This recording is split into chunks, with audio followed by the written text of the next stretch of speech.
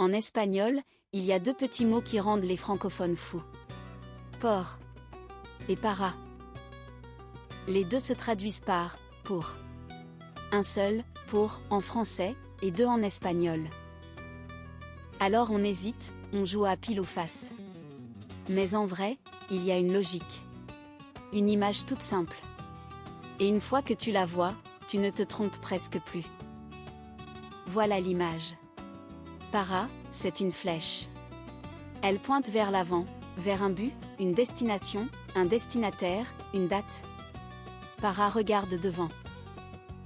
Por, c'est ce qu'il y a derrière ou autour, la cause, l'échange, le passage, la durée. Por, c'est le contexte. Commençons par para, le plus facile. Para, c'est le but. Estudio español para hablar con mi familia. J'étudie l'espagnol pour parler avec ma famille. L'objectif, la raison d'être. Para. C'est aussi le destinataire, à qui c'est destiné. Este regalo es para ti. Ce cadeau est pour toi. Il part vers toi. La flèche. Et c'est l'échéance, la date limite. Lo necesito para el lunes. J'en ai besoin pour lundi. La deadline. Para. Tu vois le fil?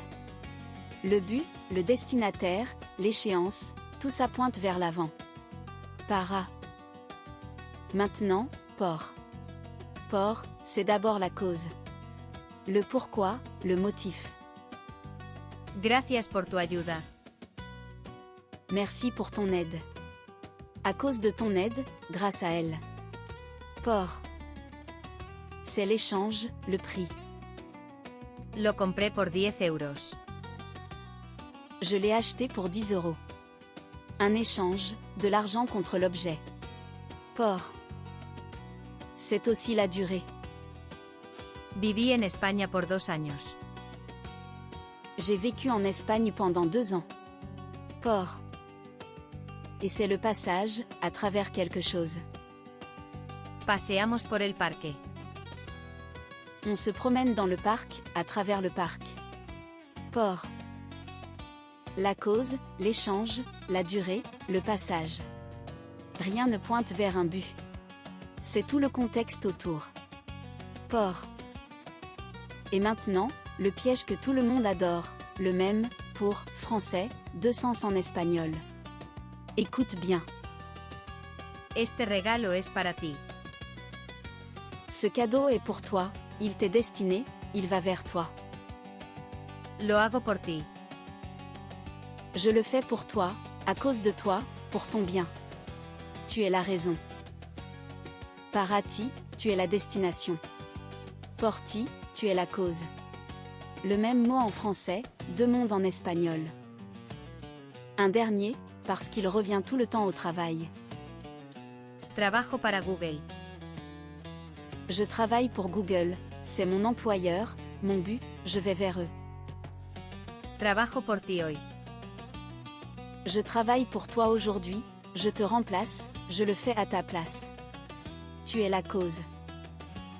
Para, l'employeur. Por, le remplacement. Tu sens la différence? Elle est énorme.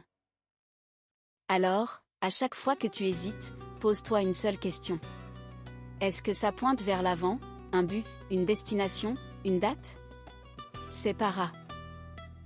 Ou est-ce que c'est la cause, l'échange, ce qu'il y a autour? C'est por. La flèche, ou le contexte. Para, ou por. Tu vois. Tu comprends l'espagnol. À très vite.